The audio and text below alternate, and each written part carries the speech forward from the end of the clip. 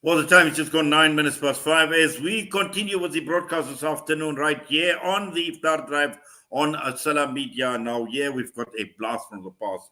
The chairperson of the eThekwini Secure, we're talking with Imtiaz Syed, but we are talking about a serious matter. We're talking about crime in Durban. More than 28 people dead in 10 weeks. Now, we need to analyze a spike in these shootouts that are taking place between the KwaZulu-Natal law enforcement authorities and alleged criminals. And just to unpack all of this and where all of this is actually going, we know Durban has always been a hotbed, but we talk about crime. We know that there are also talks about political violence as well. KZN always in the limelight. So let's go across to be joined by Imtiaz Syed, chairperson of eThekwini Secure. Imtiaz, assalamu alaikum wa rahmatullahi wa barakatuh. Wonderful catching up with you. It's been a while. It's been a long time. Ji. Wa alaikum salam wa rahmatullahi wa barakatuh. Thank you for having me. Yes, hope you're having a wonderful Ramadan, inshallah. I'm sure you are. No, alhamdulillah. Alhamdulillah, it's all good. It's all good. Good. Imtiaz, let's talk matters of crime now. You know, we've heard now 28 people killed in shootouts between cops and alleged criminals, cops and robbers. I mean, this is exactly what's happening in KZN. What is happening? What's actually happening there, Imtiaz? I think, I'm not too sure whether the rhetoric should be that we should be happy about it, or should we start questioning things over and above what we should be doing as citizens, or should we be excited that the police are actually doing their job? Which one is it? On which side of the fence are we? What we need to remember, Inayat, year on year, between 34 to 38 police officers are killed in the line of duty. That's a reality and that's a fact. Okay? Now, when we see the SAPS making a concerted effort not to eradicate crime, let's not be mistaken, there's a difference between the two. They are now publicizing their efforts in how they eradicate crime. Before, we weren't privy. I mean, there weren't reporters that were reporting on what SAPS were doing at provincial level, what SAPS were doing at local level. Those reports weren't coming out, but it's been happening, and it's been happening for quite a while, and we've been aware of it. However, there needs to be some recognition to SAPS to say that they have now taken the initiative to make media aware of their efforts in eradicating crime within this province. And that is currently what's happening. Now, together collectively, if you bring it and you say that 28 killings or 28 criminals, alleged criminals, have been killed in the past 10 weeks, let me give you another statistic. In July to September of 2023, 34 policemen were killed in that time. So what are we rationalizing here? Are we trying to insinuate that the police are being heavy-handed? I don't think so. I think the law is the law. The police know how to act within the law.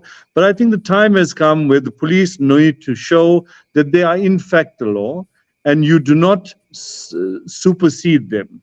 You do not go to a gunfight with policemen and expect to come out alive.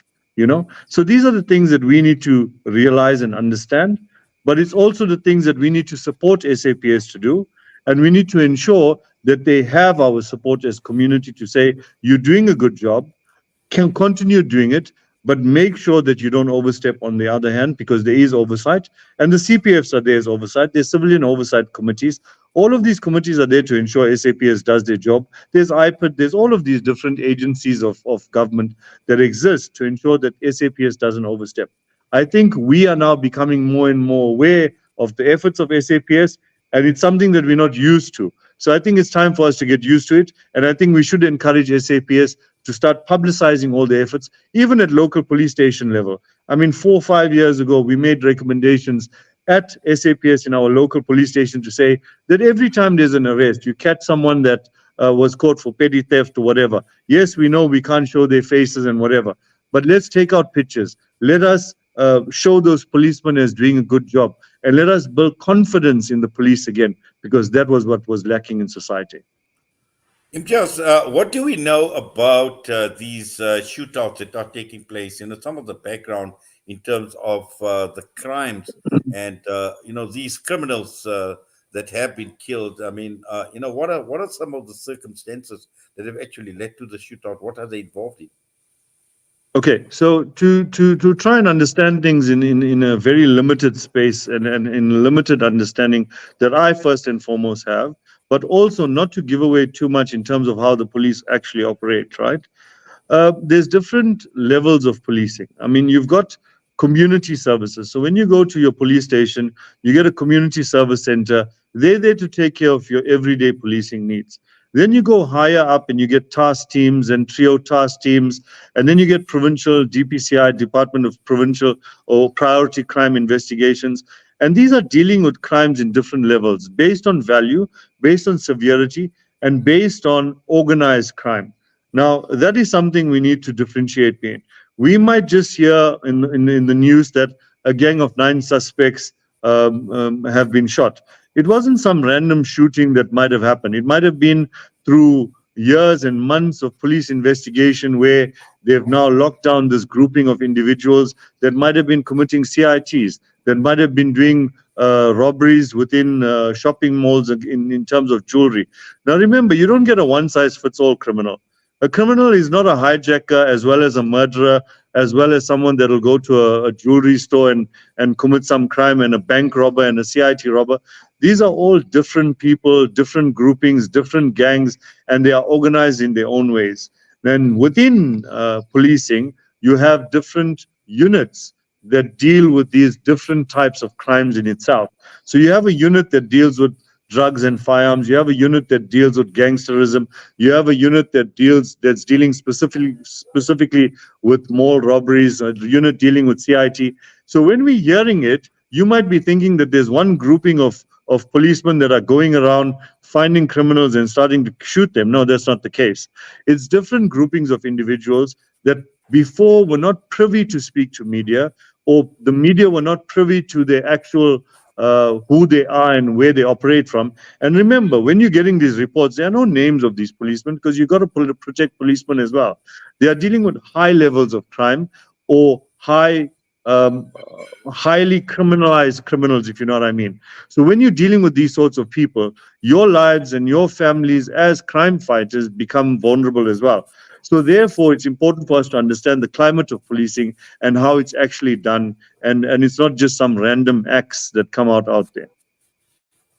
Well, of course. And then I think the other important aspect that one needs to also bear in mind that when these shootouts occur, and this is actually sending a very, very strong message, sending a powerful message, obviously, to the criminal world as well. And I'm sure, they must be setting up, they must be taking note as well. And we know, KwaZulu-Natal has always been, I suppose, many parts around the country. No, I mean, I wouldn't want to single out KwaZulu-Natal, but it has been the hotbed in terms of political violence, all of that as well. And we know with the elections coming up as well, it's something that I'd like to just focus on for a few minutes with you as well, in terms of, how important it is for police to actually send this message across, because you'll find even the criminal element taking advantage even of an election year.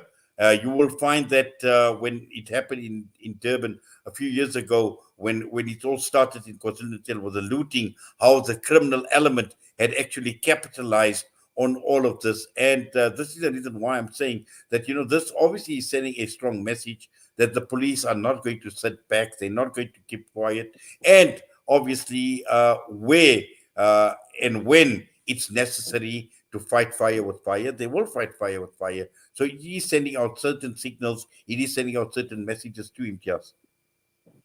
I think, Inayat, you're entirely correct. First and foremost, I mean, when it comes to political killings and political murders, that is something that is highly contentious in terms of why politicians are being murdered. Is it because of corruption, or is it party politics at play? Now, there's a big difference in the two, because an incessant reality is that corruption does exist within the political climate. To what extent and at what level is a different question altogether. Now, when we're coming down to the issue of criminality, or, for example, the progression of criminality within society by far and large, especially within the indigent and the poor communities, we find that the youngsters were being attracted to criminal elements because criminals were walking around freely and were being absorbed into communities as heroes. Now when the rhetoric is starting to change, especially through media and social media, where it's being exposed that being a criminal today in KZN or any part of South Africa doesn't pay, it deters our youth from actually joining the criminal element, because your life can be cut very short very quickly if you go down that path. And this is the message that is important to us. It's not about the criminals itself. It's about how do we move forward as society and how do we ensure that we eradicate crime so that there are no startups that happen. There are no startups from high schools. There are no startups that come out of poverty. There are no startups that come out of due to the fact that you don't have parenting. All of these things are important because we need to start instilling fear into those criminals and instilling fear, especially into our youth, to ensure that we build a better society for us moving forward, especially coming into this coalition politics that we're coming into, because the next 5 years is going to be very trying for us as a country until we find our political space and our coalitions now start to stabilize and start thinking about the community by far and large. Well, let's just hold that thought, Imtiaz. I need to go for an air break. We'll be back. Inshallah. Salam Media, your spiritual companion this Ramadan. Shimmer, sparkle, captivate. Nothing less than a masterpiece.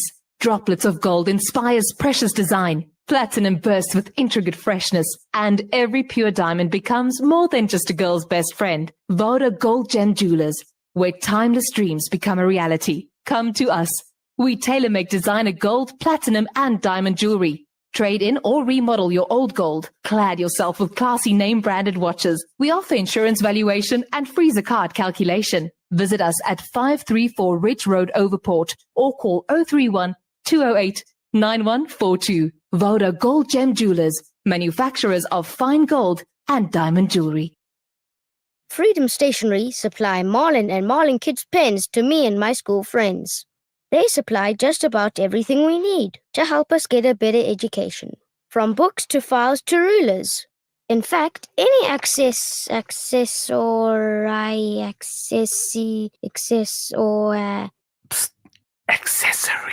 any accessory we need. Freedom Stationery. Education for the nation. What does accessory mean? Are you looking for a cross-border road transport company that is committed in achieving high safety standards, who is fast and efficient, and also excel in customer service? Gardi Global specializes in cross-border transport from South Africa to Mozambique, Zimbabwe, Zambia, and Malawi. Gardi Global, situated at 10 Daniel Road, Ben Rose, Johannesburg. For inquiries, contact our trained staff on 011 614 3108 or email info@gardiglobal.co.za. Safe long haul into Africa is our business. Gardi Global Transport. Fulfill your zakat conveniently with Ashraful Aid. This Ramadan, let's make your zakat count. Ashraful Aid's zakat distribution is carefully overseen by external boards which ensures transparency and trust. Make a difference to those who really need it. Join us today to spread hope and compassion to those who need it most. Visit our website at www.ashrafulaid.org.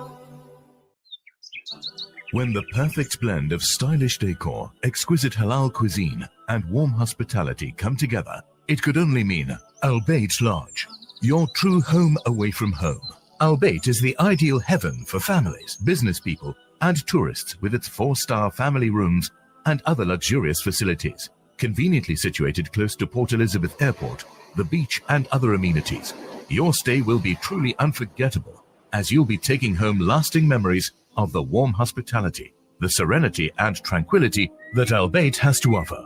For reservations, call 041 583 6415 or visit www.albaitlodge.co.za.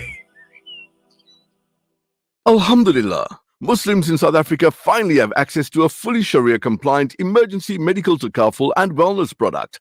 As an industry first, Emergivac Sharia offers up to 575,000 Rand emergency medical cover at a private hospital for you and your family. Plus, you receive 24-hour access to private ambulance evacuation, 24-hour armed response services, roadside home, and even appliance assistance services. Emergivac Sharia offers you and your family priceless emergency medical cover at a fraction of the cost of traditional private healthcare. Simply download the Emergivac app and register online or SMS Sharia to 40777. Emergivac Sharia, for when serious emergencies require seriously fast response. You are listening to Salam Media live from our headquarters in South Africa. This is Salam Media, keeping you company this Ramadan. Well, we continue our discussion this afternoon with Imtiaz, Syed, Chairperson of eThekwini Secure. And we have been talking about KwaZulu-Natal, more than 28 people dead in 10 weeks, and obviously analyzing the shootouts that are taking place between the KwaZulu-Natal law enforcement and alleged criminals. Imtiaz, but just to move on, and just before the break, we were just talking very, very briefly about the elections. And I know there has always been a concern in KwaZulu-Natal about violence, election violence. It's always been a hotbed, and there is one area that has been of concern, but also at the same time, in terms of being tolerant with each other. And you spoke about coalition governments, and in all likelihood, we are looking at coalition governments on a national level, on a provincial level, especially in some of the bigger provinces, KwaZulu-Natal, one in particular, we can expect that it's Gauteng as well. And we're going to have these parties that are going to be having to work together. But the supporters of these parties also need to be understanding that they need to be tolerant, because if they're going to be working together in the build-up to the elections, we can't afford to see the type of violence that we see, election violence in the build-up to the elections, Imtiaz. No, absolutely. I think we've been 30 years into democracy, and I think if we were speaking about this in 1994, it would have been a complete different story, because then it was really a fight. I think political maturity across the board has developed many political leaders in order how to guide their constituents and to ensure that there is tolerance across the board. I mean, before you used to find that it was frequently a norm for certain parties not to be allowed to run for elections in certain areas, and this area belonged to a certain party and you couldn't go there. But now you'd see that it's free for any party, no matter what background you come from. You could be a new startup or whatever it is.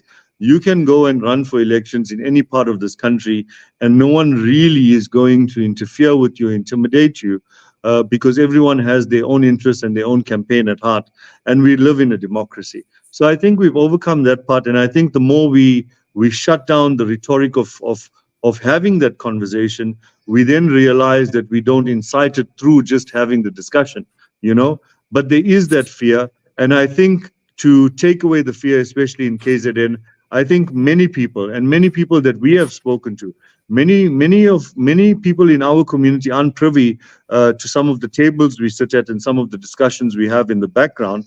But it's in consensus that the July unrest was uncalled for. There were criminal elements that were opportunistic in it. It wasn't the majority that really pushed for it, but it turned out into something that was really, really ugly. It was ugly for us politically, internationally, politically, locally, but as well as for us as communities by far and large, in terms of social cohesion and how we build together and move forward. So I think it's important for us to recognize that we come from a past of apartheid. We've grown through 1994. We're 30 years into democracy. We've been through the unrest as a lesson, and now and I think all political leaders will tell you the same thing, that any constituency that leads to violence isn't one that has grown within these 30 years. Well, Imtiaz, we're going to have to leave it at that, inshallah. Looking forward to future engagements. In fact, I actually miss our engagements. We've had weekly engagements, but inshallah, after Ramadan, we will catch up. But for now, enjoy the rest of the month of Ramadan. Inshallah, continue making dua for us, and Allah Ta'ala grant you safety. Allah Ta'ala accept all the wonderful work that you're doing, and also everybody else involved with you at eThekwini Secure. Ameen, you two and the listeners as well. Assalamu alaikum. Wa alaikum salam wa rahmatullahi wa barakatuh. Imtiaz Syed, Chairperson of eThekwini Secure. And that brings us straight on to 5:30 p.m. And it's time now for me to hand over the baton to none other than our respected, our honorable Maulana Yunus Kawanga, taking you through to the time of iftar in Johannesburg. So for now, from myself, assalamu alaikum wa rahmatullahi wa barakatuh.